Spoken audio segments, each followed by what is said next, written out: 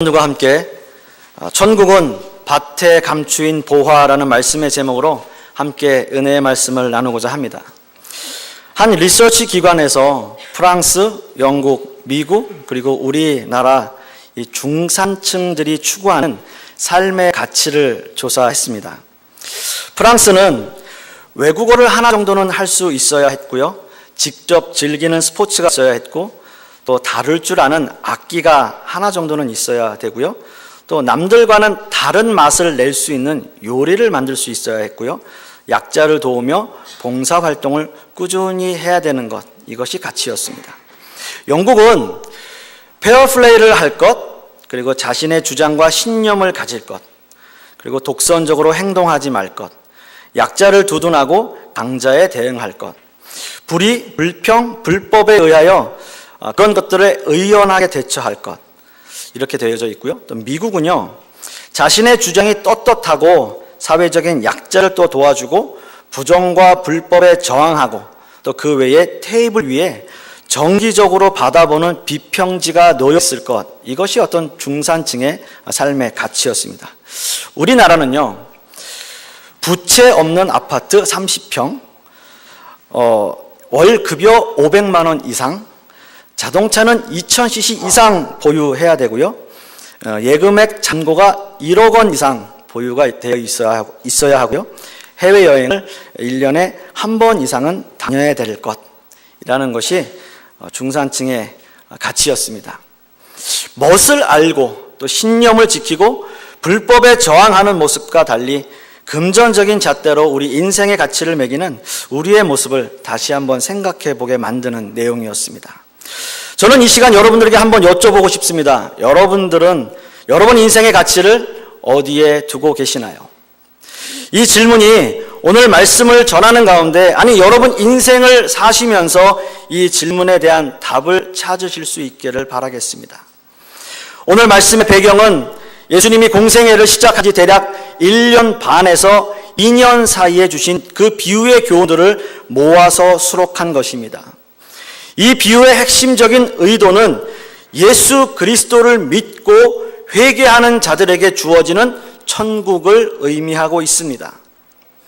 마태복음 13장 말씀에서 예수님께서는 7가지 천국 비유를 말씀하셨는데요, 먼저는 씨 뿌리는 자, 그리고 곡식과 가라지, 겨자씨, 누룩, 감추인 보화, 값진 진주, 그물 등의 비유로 7가지 비유를 들어서 설명하셨습니다. 그중 오늘 말씀은 7가지 비유의 말씀들 중에서 5번째와 6번째 비유의 말씀입니다. 비유라고 하는 이 단어의 헬라어의 원어적 의미에는요, 옆에 놓는다라는 뜻을 가지고 있습니다. 어떤 것을 이해하기 위해서 다른 것을 옆에 놓고 비교하여 이해하기 쉽도록 도와주는 방법이기 때문입니다. 특별히 예수님은 하나님 나라의 복음을 말씀하시면서 비유를 많이 사용하셨는데요, 주로 친숙한 자연, 일상생활 등 평범한 일상에서 일어날 수 있는 일 등을 통해서 진리를 밝히셨습니다. 그런데 여러분, 우리는 한번 생각해 볼 필요가 있습니다. 저와 여러분은 여러 주에 걸쳐서 천국 비유에 대하여 말씀을 들어왔습니다. 씨 뿌리는 비유와 곡식과 가라지, 겨자씨, 그리고 누룩, 이런 비유의 말씀을 들으시면서 혹 이해할 수 없는 부분들이 여러분 있으셨나요? 좋은 밭에 떨어진 씨가 좋은 열매를 맺는다는 것, 그리고 알곡과 가라지 비유에서는 예수님께서 친절하게 그 비유를 설명해 주시기까지 하셨습니다. 아니, 굳이 예수님께서 비유의 말씀을 해석해 주시지 않아도 웬만한 사람들은 이 말씀을 알아들을 수 있는 말씀이라고 여러분 생각되는데요, 여러분들은 어떻습니까? 이 비유의 해석의 말씀이 어렵습니까? 좋은 밭에 뿌려진 것이 좋은 열매를 맺는다고 하는 것이 이 말씀이 굳이 해석이 필요한 말씀일까요? 예수님은 이 비유의 말씀을 하시면서 마태복음 13장 11절 말씀을 보시면 이렇게 되어져 있습니다. 대답하여 가라사대 천국의 비밀을 아는 것이 너희에게는 허락되었으나 저희에게는 아니 되었나니 라고 말씀하고 있고요. 제자들 역시도 그 윗절 10절을 보시면 제자들이 예수께 나와 가로되 어찌하여 저희에게 비유로 말씀하시나이까? 라고 말씀하면서 많은 유대인들이 예수님의 비유를 이해하지 못하고 있음을 말씀하고 있습니다. 그럼에도 불구하고 유대인들은 무엇을 이해하지 못하고 있고 무엇을 이해해서는 안 된다는 말씀일까요? 그리고 더욱 이상한 것은요, 예수님은 이사야서의 말씀까지 인용하시면서 우리를 더욱 혼란스럽게 하고 계시는데요. 왜 예수님은 이사야서의 말씀을 인용하고 계시는 것일까요? 이사야서의 말씀은 하나님이 이사야 선지자를 부르셔서 사명을 맡기시는 장면입니다. 너무나 유명한 말씀이죠. 하나님께서는 이사야 선지자를 백성들에게 보내어 앞으로 환난이 닥칠 것이고 너희는 멸망할 것이라는 선포를 하라고 말씀하고 있습니다.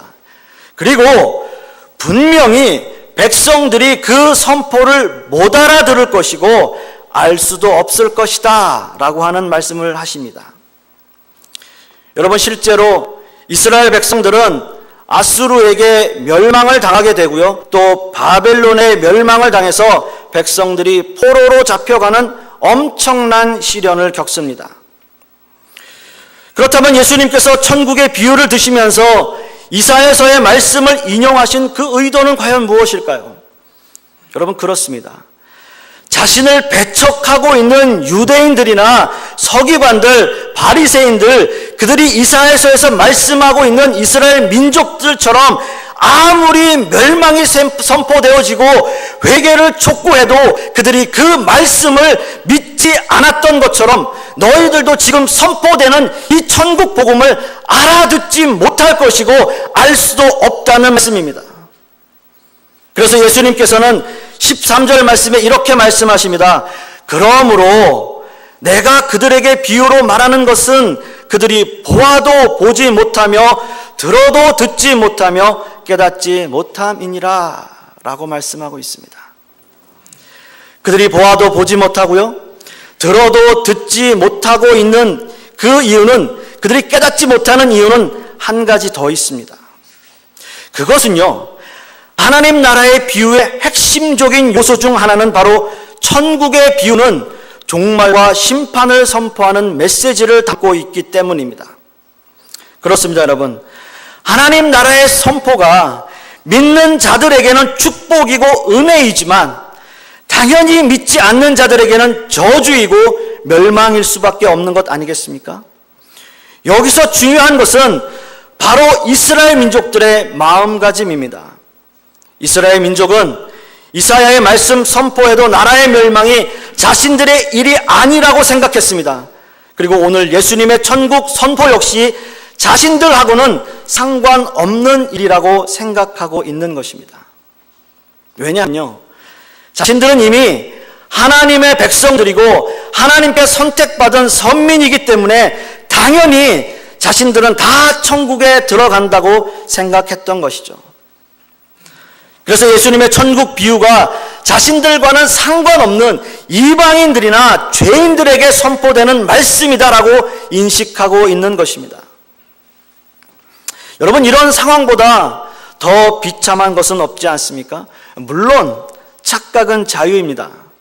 하지만 이 착각이 불러오는 결과는 이루 말로 표현할 수 없는 것 아니겠습니까? 메시아이시고 하나님의 아들이신 예수 그리스도를 십자가에 못 박고 결국 이스라엘 민족은 멸망당하고 백성들이 온 세상에 흩어지는 일, 디아스포라 유대인이 된 참혹한 결과를 맞게 됩니다. 이것이 예수님께서 그들에게 비유로 말씀하시며 이사야서를 인용하신 이유입니다. 여러분, 교만한 사람들은요, 자신이 교만한 것을 잘 몰라요. 잘난 척하는 사람들도 자신들이 잘난 척하는 것을 잘 모릅니다. 그래서 자신은 아무렇지도 않게 하는 행동인데 상대방에게 불쾌감을 주는 경우가 많습니다. 유대인들이 지금 그런 모습입니다. 예수님은 천국에 대해서, 하나님의 나라에 대해서 선포하고 있는데 그들은 아무 관심이 없습니다.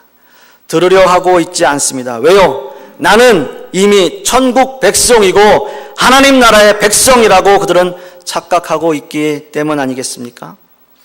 아무리 예수님이 쉬운 비유로 말씀을 해 주신다 하더라도 알아듣지 못하고 알아들을 수도 없고 알아들으려고 하지도 않습니다. 이것이 지금 예수님께서 선포하시는 천국의 비유의 말씀인 것입니다. 사랑하는 성도 여러분, 우리는 때로는 우리도 이런 모습으로 신앙생활하는 사람들 참 많이 봅니다.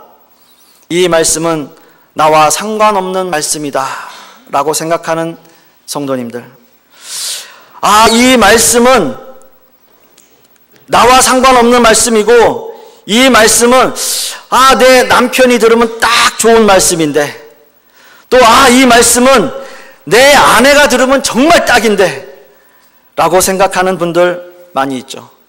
아니면 이 말씀은 누군가가 들어야 되는 말씀 아냐?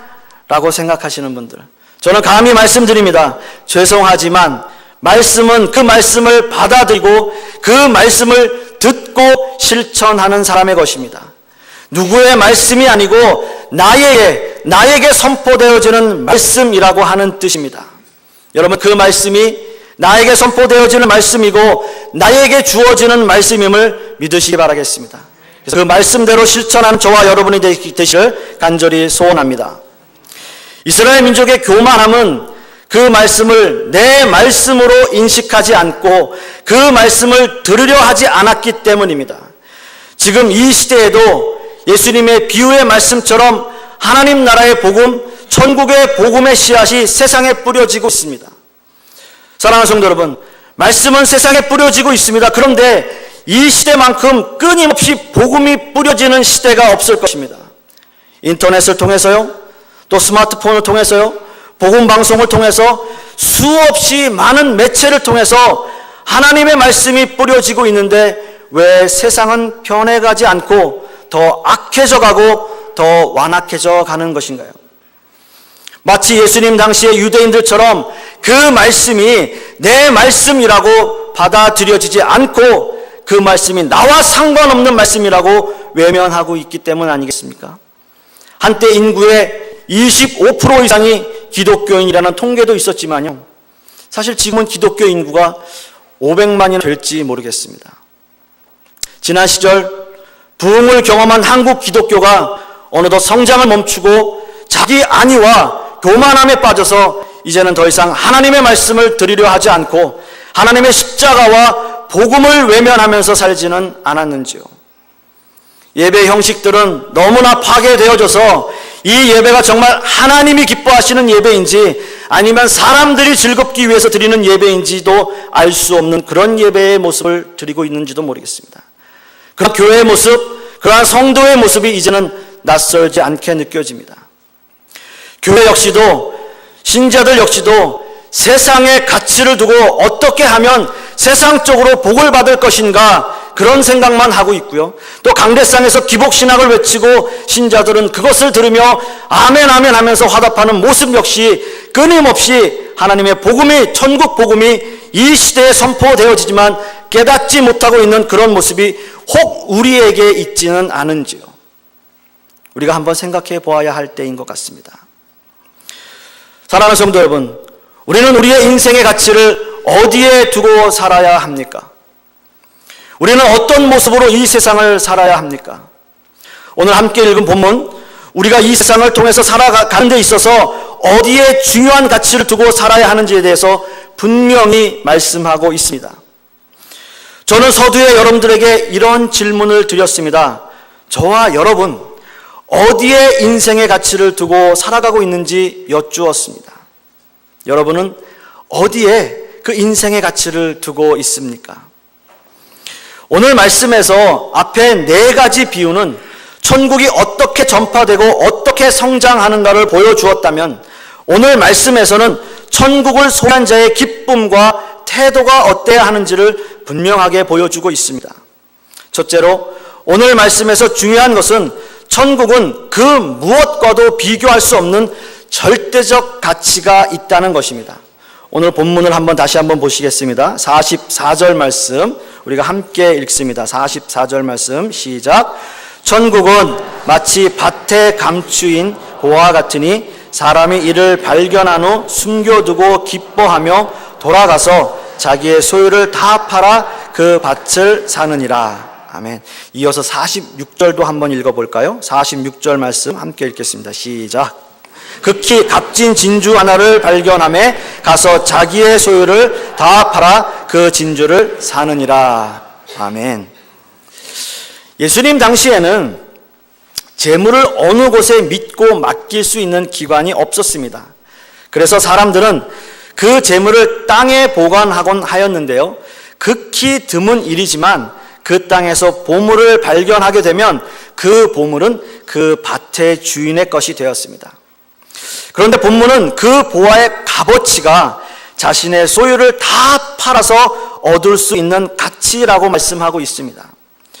천국은 이런 것입니다. 이 세상의 어떤 것으로라도 그 값을 매길 수 없는 값어치를 의미하고 있습니다. 진주의 비유에서도 마찬가지입니다. 값진 진주는 그 당시 고가품으로 아무나 그 진주를 살 수 없었다고 합니다. 그런데 자신이 생각하는 것보다 훨씬 더 좋은 진주를 만났을 때의 기쁨은 이루 말로 표현할 수 없었을 것입니다. 이 사람 역시 자신의 소유를 다 팔아서 그것을 샀다라고 말씀하고 있습니다. 오늘 우리가 함께 읽은 이 본문에서 가장 중요한, 가장 핵심적인 단어는요, 다 팔아라고 하는 단어에서 다라고 하는 단어입니다. 땅에서 보물을 발견한 사람이나 값진 진주를 발견한 사람 역시 동일하게 자신들의 소유를 다 팔았습니다. 자신의 전 재산이라고 하는 것의 의미는 자신의 전 인격적인 삶의 모든 것을 다 사용하였다라고 하는 것을 의미하고 있습니다. 보물이나 진주가 자신의 모든 소유보다 가치가 있었다라고 하는 것입니다. 모든 소유를 다 팔았다고 하는 것은 어찌 보면 그 보물이자 진주가 자신의 전 인격적인 삶을 다 드린다 하더라도, 그 어떤 것을 주더라도 그 값을 따질 수 없을 만큼 좋았다라고 하는 것 아니겠습니까? 제가 미국 캘리포니아에서 오랫동안 살았는데요, 그 캘리포니아라고 하는 지역은 석유가 많이 매장되어 있는 곳입니다. 제가 살았던 지역도 원래 원유가 많이 생산되었던 그런 지역인데요, 거기서 이제 우리 한인들은 대부분 그 원유를 퍼 올리는 그 기계가 펌프잭이라고 하는 기계인데 굉장히 큰 철근으로 되어져 있습니다. 우리는 그거를 그냥 모양이 메뚜기 모양처럼 생겨가지고 메뚜기라고 부르고요, 양쪽으로 이렇게 시소처럼 왔다 갔다 하면서 이제 기름을 퍼 올리는 그러한 기계인데요, 여러분 한번 생각해 보십시오. 만약에 내가 산 땅 밑에서 석유가 발견된다면요, 그래서 그 원유가 엄청나게 매장돼 있어서 그 석유를 퍼올리게 된다면 정유회사에다 그것을 파는 것, 그래서 그 양이 엄청나다면 여러분 이루 말로 표현할 수 없겠죠. 실제로 미국에서는 그런 일들이 있다고 합니다. 평생을 자손들까지 다 먹할 수 있는 그러한 엄청난 양의 석유가 매장되어서 자손만대로 잘 먹고 살 수 있는 것이죠. 여러분 상상만으로도 굉장한 일 아니겠습니까? 그런데 사랑하는 성도 여러분, 천국은 감히 이 세상의 어떤 것과도 비교할 수 없는 것입니다. 그 가치를 이 세상의 어떤 것으로도 매길 수 없는 것이 천국입니다. 그 천국이 우리 안에 거하고 그 천국이 지금 우리에게 임했고, 또 완전한 천국을 소망하며 영원한 천국을 기다리며 우리는 이 세상을 살아가고 있습니다. 빌립보서 3장 20절 말씀에 그러나 우리의 시민권은 하늘에 있는지라 거기로부터 구원하는 자 곧 예수 그리스도를 기다리노니 라고 말씀하고 있습니다. 천국이 우리 안에 임하고 천국의 시민으로 살아가지만 우리는 아직 이 세상을 살아가고 있습니다. 완전한 천국을 소망하며 이 세상을 사는 것입니다. 그래서 때로는 우리의 현실이 어렵고 힘들 때가 있습니다. 고난의 길이 있습니다. 그럴 때 우리의 소망이 하늘에 있고 우리의 삶의 가치가 이 세상이 아니라 하늘에 있다는 것, 천국에 있다는 것을 기억하며 우리는 하루하루를 살아가는 것입니다. 이것이 이 세상을 성숙한 모습의 그리스도인으로 사는 모습입니다. 여러분, 저는 간절히 소원합니다. 하나님을 믿는 하나님의 백성들에게는 이 세상에 가치가 있는 것이 아니라 천국의 가치를 두고 사시는 저와 여러분들이 되시기를 간절히 소원하겠습니다. 마지막 두 번째는요, 보물과 진주를 얻기 위해서 우리에게 요구되는 것은 바로 희생과 헌신입니다. 하나님께서 인간을 창조하셨지만 인간은 죄악으로 말미암아 하나님이 원하시는 삶을 살지 못했습니다. 그러나 예수 그리스도의 은혜로 말미암아 구원받고 하나님의 자녀로 거듭난 사람, 그 삶의 궁극적인 가치가 목적이 무엇인지를 깨닫게 되고 그것을 또한 발견하게 되는 것입니다. 그리고 그 보물과 진주는 값을 매길 수 없는 엄청난 가치이며 자신의 전 인격적인 삶을 바치고 희생하더라도 사야 되는 절대적인 가치임을 깨닫게 되는 것이죠. 오늘 우리가 함께 읽은 본문에서도 밭에 감추어진 보물을 발견한 사람은 그것을 숨겨두었다라고 말하고 있습니다. 이 본문이 우리에게 시사하는 바는 이렇습니다. 밭에서 보물을 발견한 사람은 그 보물을 차지하기 위해서 신중해야 했고 자신에게 어떤 희생과 고난이 따르더라도 그 보물을 차지하기 위해서 노력했다는 것입니다. 그 결과로 그 사람은 자신의 모든 소유를 다 팔았습니다. 자신이 가지고 있는 소유를 다 팔았다는 것은 자신의 삶을 완전히 드렸다는 것이고요. 그만큼 자신에게도 엄청난 희생과 헌신이 요구되고 있다는 것입니다. 또한 진주의 비유에서도 마찬가지입니다. 진주를 전 재산을 다 주고 산다고 하는 것은 참 믿기 힘든 일입니다. 그러나 그 사람은 진주를 사기 위해서 자신의 모든 것을 드렸습니다. 이것은 천국이라는 가치가 자신의 모든 삶을 드리더라도 아깝지 않았다는 겁니다. 사랑하는 성도 여러분, 여러분들은 혹시 기억하시나요? 처음 은혜 받은 그 날을 여러분 기억하십니까? 저 역시도 처음 은혜 받고 하나님의 사랑을 경험했을 때 날마다 교회에 나와서 기도하고 찬양하고 말씀을 더 사모하려고 노력했던 적이 있습니다. 혹 이렇게 하지 않으면 그 은혜가 혹시 나를 떠나버릴 것 같은 그러한 마음이 들어서 더 열심히 그렇게 했던 것 같아요. 혹 여러분 중에서도 그 열심과 헌신이 이제는 먼 옛 이야기가 되지는 않았는지요. 옛날엔 참 열심히 했는데, 옛날에는 봉사도 많이 하고 옛날에는 성가대도 열심히 했는데, 그렇게 열심히 교회 일이라면 참석하고 뛰어다니곤 했는데 라고 생각하고 계십니까?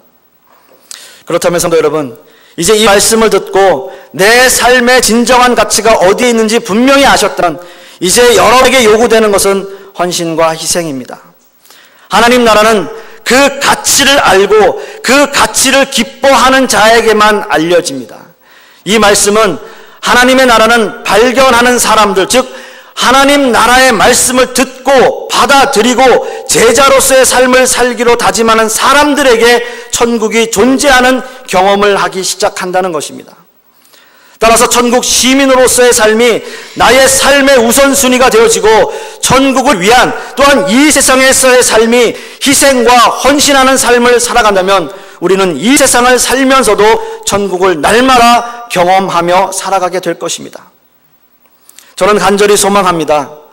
제가 처음 여러분에게 질문했던 그 질문에 대한 답을 찾으셨길 바랍니다. 우리의 삶의 가치가 어디에 있는지 분명히 아셨다면 여러분 이제 결단하십시오. 그리고 주님을 위해 헌신의 삶을 살기를 소망하십시오. 이런 삶을 살기로 소원하는 모든 성도님들에게는 하루하루 날마다의 삶이 천국이며 천국 시민으로서의 삶을 살아가실 수 있으실 것입니다. 이러한 성도님들의 모습이 되시기를 간절히 소원하겠습니다. 기도하겠습니다. 아버지 하나님 감사합니다. 우리가 이 세상 살아가면서 우리의 삶은 어디에 가치를 들고 살아가고 있는지 이 시간 다시 한번 생각하게 하여 주시옵소서. 우리 삶의 우선순위가 어디에 있는지 하나님 이 시간 또한 다시 한번 생각할 수 있도록 주님께서 역사하여 주시옵소서. 그래야 우리의 삶이 날마다 천국의 삶을 이루어가고 또한 주님을 바라보면서 천국을 바라보면서 살아가는 우리의 모습이 될 수 있도록 주님께서 역사하여 주시옵소서. 또한 아버지 하나님, 희생과 헌신의 마음으로 주님 앞에 나아오게 하여 주시옵시고, 주님의 몸된 성전을 위해서 우리가 헌신하며 희생하며 나아갈 수 있도록 주님께서 역사하여 주시옵소서. 그러한 삶을 살기를 모든 성도님들이 소원하게 하시고, 또한 그러한 모습의 성도님들이 될 수 있도록 주님께서 역사하여 주시옵소서. 주님 감사드리며 예수 그리스도 이름 받들어 기도드렸사옵나이다. 아멘.